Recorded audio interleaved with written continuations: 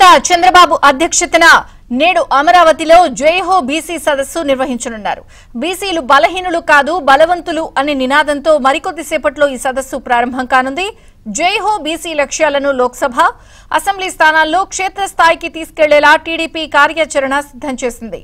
TDP హయాంలో బీసీలకు జరిగిన మంచి, వైసీపీ పాలనలో బీసీలు ఏం కోల్పోయారు అన్న విషయాలను టీడీపీ నేతలు సదస్సు ద్వారా తెలియజేయనున్నారు.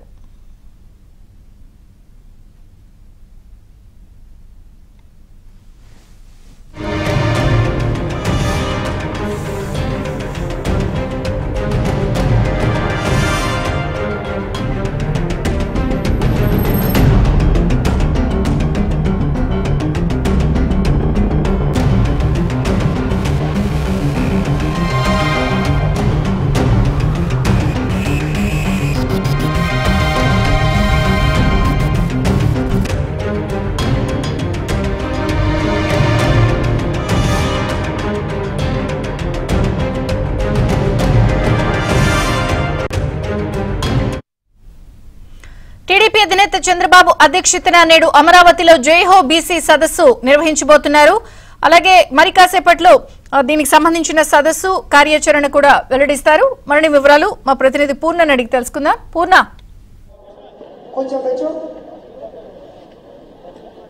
విజయచంద్రగా జైహో బీసీ ఈ సదస్సు పేరుతో మొత్తం కూడా ఒక విస్తృత కార్యక్రమానికైతే టీడీపీ బీసీ విభాగం మొత్తం కూడా శ్రీకారం చుట్టింది. ఈ సదస్సుకు మరికొద్దిసేపు టీడీపీ అధినేత చంద్రబాబు హాజరు కాబోతున్నారు. ఏదైతే బీసీ ఎదుర్కొంటున్న సమస్యలతో పాటు బీసీలకు తెలుగుదేశం ప్రభుత్వం వెన్నుదన్నుగా నిలిచింది. అయితే గత 4.5 ఏళ్లుగా వైసీపీ ప్రభుత్వం ఏ విధంగా నిర్లక్ష్యం చేసిందన్న దాని మీద కూడా మొత్తం కూడా ఈ సదస్సు ద్వారా కూడా మొత్తం కూడా వెల్లడించనున్నారు. ఇదే అంశానికి సంబంధించి మనతో మాట్లాడతాం కొంతమంది టీడీపీ సీనియర్ నాయకులు మనతో ఉన్నారు. వాళ్ళని అడిగి మరిన్ని వివరాలు చెప్పండి. ప్రధానంగా జైహో బీసీ సదస్సు పేరుతో మొత్తం కూడా గతంలో టీడీపీ బీసీలకు అయితే తెలుగుదేశం పార్టీ వెన్నుదండగా నిలిచింది, అండదండగా ఉంది. కానీ ఇప్పుడు మాత్రం ఆ పరిస్థితి లేదు. ఎందుకంటే బీసీలని నమ్మించి వెన్నుపోటు పొడిచారని చెప్పి కూడా గత 4.5 సంవత్సరాలుగా బీసీలందరూ కూడా ఏకరవ పెడుతున్నారు. మరోవైపు బీసీల మీద ఈ 4.5 ఏళ్లలో దాడులు కూడా విపరీతంగా జరిగాయి. దాదాపు 200 మంది కూడా చనిపోవడం కూడా జరిగింది. వీటన్నిటిని కూడా ఈ సదస్సు ద్వారా కూడా ప్రస్తావించబోతున్నారా? ఎలా ఉండబోతుంది ఈ సదస్సు? అందరికీ నమస్కారం అండి. తెలుగుదేశం పార్టీని 1982లో స్థాపించినప్పటి నుండి కూడా ఈ రోజు వరకు కూడా బీసీలు అంటే తెలుగుదేశం, తెలుగుదేశం అంటే బీసీలు అనేటువంటి నినాదంతో తెలుగుదేశం పార్టీ ముందుకు పోతూ ఉంది. ఆ రోజు నందమూరి తారక రామారావు గారు రాజకీయంగా బీసీలకు రిజర్వేషన్ కల్పించినటువంటి చరిత్ర తెలుగుదేశం పార్టీది, నందమూరి తారక రామారావు గారిది.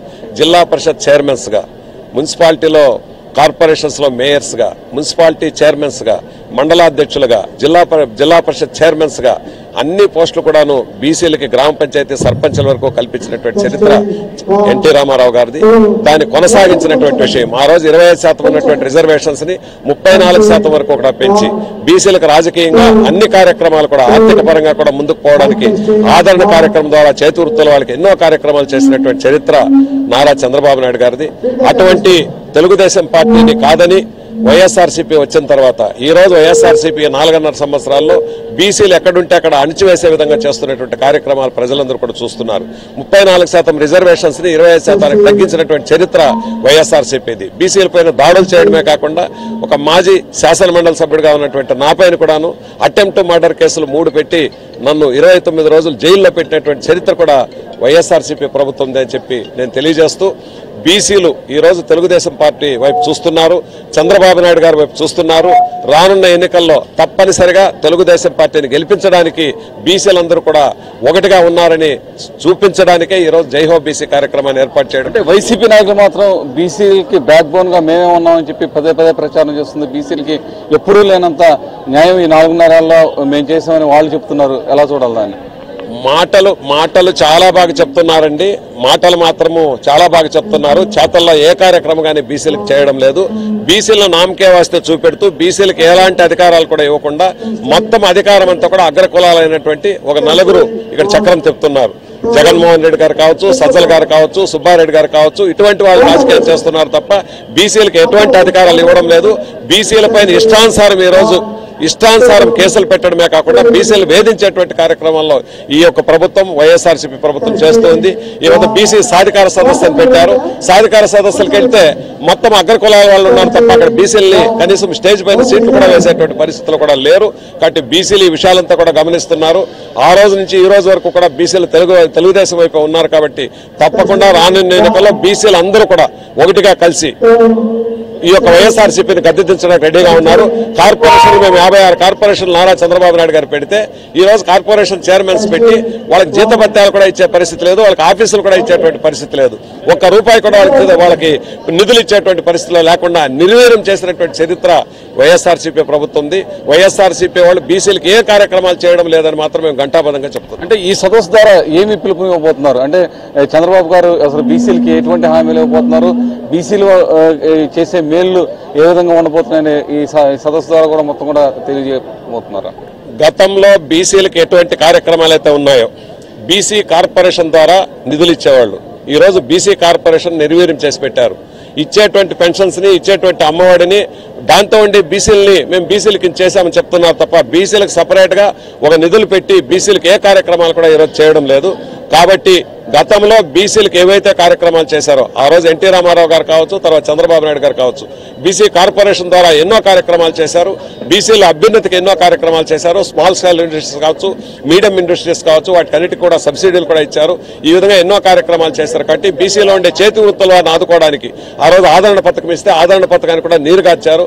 మరలా ఆదరణ పథకాన్ని తీసుకొచ్చి చేతి వృత్తుల వాళ్ళందరినీ కూడాను ముందుకు తీసుకురావడమే కాకుండా వాళ్ళ వృత్తుల్లో ఉండే వాళ్ళకందరికీ కూడా కావాల్సినటువంటి సౌకర్యాలు చేయడానికి ఈ రోజు తెలుగుదేశం పార్టీ సిద్ధంగా ఉంది అని చెప్పడానికి ఈ రోజు జైహో బీసీ కార్యక్రమం చేశారు. జైహో బీసీ కార్యక్రమం ద్వారా బీసీల వైపు తెలుగుదేశం పార్టీ ఉంది, బీసీలని ముందుకు నడిపిస్తుందనేటువంటి ఒక నినాదాన్ని ఈ రోజు నారా చంద్రబాబు నాయుడు గారు పెద్దలందరూ కూడా ఇవ్వబోతున్నారు. మేము ప్రధానంగా చూస్తే కనుక ఏదైతే చంద్రబాబు హయాంలో మొత్తం కూడా బీసీలకి అంటే విదేశీ విద్య ఉన్నత విద్యలు కానీ పెద్దపీట వేయడం జరిగింది. అయితే 4.5 సంవత్సరాలు ఇటువంటి ఉన్నత విద్య కానీ ఎక్కడ విద్యా అవకాశాలు కూడా లేవని కూడా చెప్తున్న పరిస్థితి. వీటన్నిటిని ఎలా చూస్తారు? సభ ఎలా ప్రస్తావించబోతున్నారు? తప్పకుండా అందరికీ నమస్కారం అండి. మేము గాండ్ల తెలుగుల దేవ తెలుగుల సాధికార కన్వీనర్ గా స్టేట్ కన్వీనర్ గా నారా చంద్రబాబు నాయుడు గారు ఇచ్చారు. గతంలో 2019లో గాండ్ల కులస్తులకి కార్పొరేషన్ లేకపోతే మొట్టమొదటిగా తెలుగుదేశం పార్టీ నారా చంద్రబాబు నాయుడు గారు మాకి కార్పొరేషన్ చైర్పర్సన్ గా నియమించడం జరిగినది.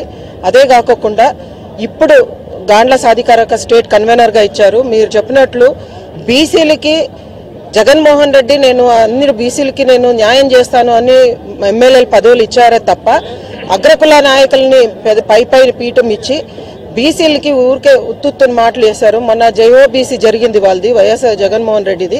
ఎంతమంది బీసీలు వచ్చి హాజరైనారు? ఎంతమంది బీసీలు వచ్చినారు? అంతా వాళ్ళే ఉన్నారు. ఎవరు రెడ్డి సామాజిక వర్గం వాళ్ళే ఉన్నారే తప్ప బీసీలు మాత్రం లేరు. తప్పకుండా వాళ్ళు మేము పోరాడి మీరు మాకు విదేశీ విద్య ఇయ్యలేదు అని మేము 4 ఏళ్ళ నుంచి చెప్తా ఉంటే లాస్ట్ లో ఒక తూతూ మంత్రం కింద ఒక 5,000 6,000 మందికి మేము ఇప్పుడు ఇస్తున్నాము అంటారు. పెన్షన్ 3,000 ఇస్తాను అనే జగన్మోహన్ రెడ్డి 3,000 ఎప్పుడు ఇచ్చాడు? ప్రతి ఒక చంద్రబాబు నాయుడు 200 వస్తా ఉండేదని ఒకేసారి 1,000 రూపాయలు పెంచారు. 1,000 రూపాయలు వచ్చినాక 2019లో ఎలక్షన్ ముందు 2,000 ఇచ్చారు. అది ఘనత మా చంద్రబాబు నాయుడు గారిది. తెలుగుదేశం పార్టీ సాటిగా పెంచుకుంటూ పోయారు. కానీ ఈయన 3,000 చెప్పి 250 అంటే ఏది బేరం పాడుతున్నారా? గొర్రెలకి మేకలకి బేరం పాడినట్లు 250 పెంచుకుంటూ పోతున్నారు. ఎక్కడుంది మీరు న్యాయం? ఒక బీసీకైనా 54 కుల సంఘాలు ఉన్నాయి. కుల సంఘాలకి ఏదైనా కార్పొరేషన్ నిధులు ఇచ్చారా? దానికి విధులు ఇచ్చారా? వాళ్ళ కార్పొరేషన్ వాళ్ళకి కూడా వాళ్ళు సిగ్గుచాటుగా చెప్పుకోలేకపోతున్నారు. చైర్మన్లు కావచ్చు, డైరెక్టర్లు కావచ్చు. ఎందుకంటే వాళ్ళకి నిధులు లేకుండా వాళ్ళకే కుర్చీలు లేవు. ఇప్పుడు ప్రస్తుతం ఉండే ప్రభుత్వంలో వాళ్ళు కూర్చోలేదని కుర్చీలు లేదు, వాళ్ళ జీతాలు లేకుండా అయిపోతారు. సార్ ఇప్పుడు చూస్తే కనుక కొత్తగా అంటే వైసీపీ అయితే ఉన్నారు, అక్కడ బీసీలని ఈసారి తెర మీదకి తీసుకొచ్చి వాళ్ళని ఎన్నికల్లో నుంచో పెడదామన్న ఒక కొత్త తెరకి శ్రీకారం చుట్టారనుకోవచ్చు. ఎటు అధికారంకి రాము అనేటువంటి విషయం వాళ్ళకి తెలిసిపోయింది. అధికారానికి రాము అనే విషయం తెలిసిన తర్వాత ఈ రోజు బీసీలని బలిపశువులు చేయాలనే ఉద్దేశంతో ఈ రోజు టికెట్లు ఇవ్వడం జరుగుతుంది తప్ప బీసీలను ఉద్ధరించే పరిస్థితి మాత్రం లేదు. అన్ని సర్వేలు కూడా ఈరోజు తెలుగుదేశం పార్టీ తప్పకుండా గెలుస్తున్నటువంటి ఒక విషయాన్ని చెప్పడం జరిగింది. తెలుగుదేశం పార్టీ తప్పకుండా గెలుస్తుంది. మేము 150 సీట్లు కాదు, ఆయన అన్నట్టు 175 కూడా మేము గెలిచే పరిస్థితుల్లో మేము ఉన్నాం. ఆ పరిస్థితిలో మేము ఉన్నప్పుడు ఇప్పుడు బీసీలకి మేము సీట్లు ఇస్తున్నామనే విధంగా బీసీలకు సీట్లు ఇచ్చేసి మేము ఇంతమంది బీసీలకు ఇచ్చామని చెప్పి పేరు తెచ్చుకోవడానికి, బీసీలు బలిపశువులు చేయడానికి ఇస్తున్నారు తప్ప బీసీలు ఉద్ధరించడానికి మాత్రం కాదు అనేటువంటి విషయాన్ని నేను సవినయంగా తెలియజేస్తున్నాను. సార్ మీరు చెప్పండి, ప్రధానంగా చూస్తే కనుక ఈ సదస్సు ద్వారా ఏ విషయాలు చంద్రబాబు గారు ఇక్కడ ప్రస్తావించే అవకాశం ఉంది, బీసీలకు ఎటువంటి హామీలు ఇవ్వబోతున్నారు అని మీరు ఆశిస్తున్నారు?